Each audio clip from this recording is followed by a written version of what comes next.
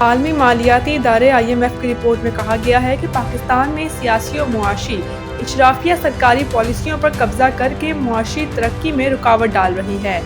IMF نے پاکستان میں governance اور بدعنوانی سے متعلق رپورٹ جاری کر دی، جس میں پاکستان میں مسلسل بدعنوانی کے خدشات کی نشاندہی کرتے ہوئے IMF کا 15 نکاتی اصلاحاتی ایجنڈا فوری شروع کرنے کا مطالبہ کیا گیا ہے، جبکہ اس رپورٹ کا دائرہ صرف وفاقی سطح کی کرپشن اور گورننس تک محدود ہے۔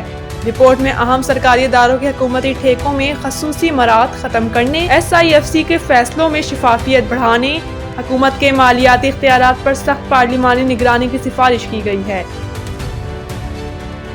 چیف جسٹس کی سربراہی میں 2 دسمبر کو سپریم کورٹ میں جوڈیشل کمیشن کے 3 اجلاس ہوں گے۔ جوڈیشل کمیشن کی جانب سے تینوں اجلاسوں کا ایجنڈا جاری کر دیا گیا۔ سپریم کورٹ نے مستقل جج کی تعیناتی، چیف جسٹس سندھ اور بلوچستان ہائی کورٹس کے لیے ناموں کی منظوری دی جائے گی۔ 2 دسمبر کو جوڈیشل کمیشن کا پہلا اجلاس 1:30، دوسرا اجلاس 2 بجے جبکہ تیسرا اجلاس 2:30 بجے دوپہر ہوگا۔ ایجنڈے کے مطابق جوڈیشل کمیشن کے پہلے اجلاس میں chief justice Sindh high court کی تعیناتی پر غور ہوگا۔ سندھ ہائی کورٹ میں چیف جسٹس کی تعیناتی کے لیے پہلے 3 سینئر ججز کے ناموں پر غور ہوگا۔ جوڈیشل کمیشن کے دوسرے اجلاس میں chief justice Balochistan high court کی تعیناتی پر غور ہوگا۔ مستقل chief justice Balochistan high court کی تعیناتی کے لیے پہلے 3 سینئر ججز کے ناموں پر غور ہوگا۔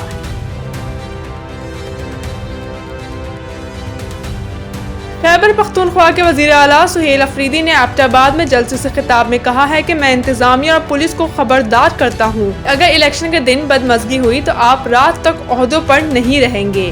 ایبٹ آباد میں جلسے سے خطاب میں سہیل افریدی کا کہنا تھا کہ مقبول لیڈر ہمارے لیے جیل میں ہے، اس کا بھانجا قید کاٹ رہا ہے، بانی PTI کی بہنوں کو سڑک پر گرایا گیا، ان پر ظلم کیا گیا۔ انہوں نے کہا کہ ہمارا لیڈر ہمارے بچوں کے لیے قربانی دے رہا ہے۔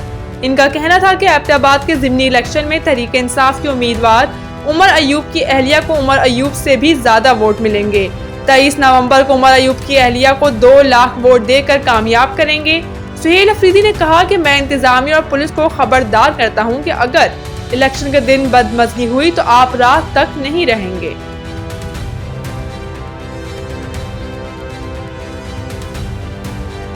سیکیورٹی فورسز نے ضلع کرم میں کارروائیوں کے دوران 23 دہشت گردوں کو ہلاک کر دیا۔ پاک فوج کے شعبہ تعلقات عامہ ISPR کے مطابق سیکیورٹی فورسز نے خیبر پختونخوا کے ضلع کرم میں خوارج کی موجودگی کے اطلاع پر ٹارگیٹڈ آپریشن کیا اور خوارج کی پوزیشن کو مؤثر انداز میں نشانہ بنایا۔ ISPR کا بتانا ہے کہ سیکیورٹی فورسز کی 2 الگ الگ کارروائیوں میں بھارتی حمایت یافتہ فتنہ الخوارج کے 23 دہشت گرد مارے گئے۔ ISPR کے مطابق کرم میں ایک کارروائی میں شدید فائرنگ کے تبادلے میں 12 خوارج ہلاک ہوئے، جبکہ خفیہ اطلاع پر دوسری کارروائی میں 11 خوارج کو مارا گیا۔ بلوچستان کے بیشتر اضلاع میں آج موسم سرد اور خشک رہنے کا امکان ہے، جبکہ شمالی اور مرکزی علاقوں میں سردی کی شدت میں مزید اضافہ ریکارڈ کیا جا رہا ہے۔ آج صبح ریکارڈ کیے گئے کم سے کم درجہ حرارت کوئٹہ میں 1 ڈگری سینٹی گریڈ ریکارڈ کیا گیا، کلات 1 ڈگری سینٹی گریڈ، سبی 12، نوکنڈی 9، گوادر کی ساحلی پٹی پر 14 اور جیوانی میں 19 ڈگری سینٹی گریڈ ریکارڈ کیا گیا۔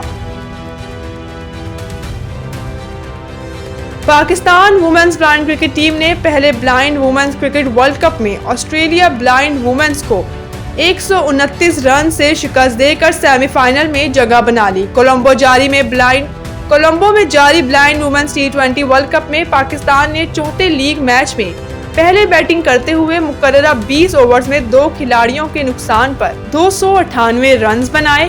پاکستان بلائنڈ وومنز کی جانب سے مہرین علی نے 143 رنز کی شاندار اننگز کھیلی، بشرا اشرف نے 59، مریم جہانگیر نے 13 اور رمشا شبیر